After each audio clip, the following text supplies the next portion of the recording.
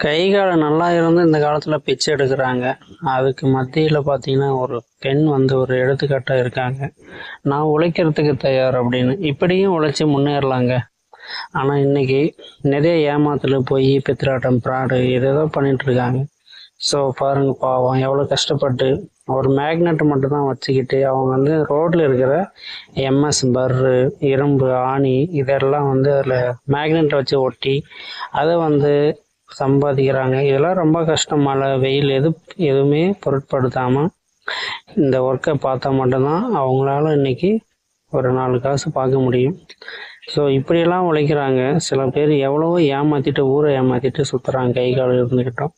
அவங்களுக்கெல்லாம் வந்து இந்த அம்மா வந்து ஒரு பாடமாக இருக்கணும். ஸோ பாருங்க, இந்த இவ்வளவு கஷ்டப்பட்டு காலையிலேருந்து நைட்டு வரைக்கும் இப்படி பண்ணாதான் ஒரு மூட்டை கிடைக்கும். அதை எடுத்துன்னு போட்டால் ஏதோ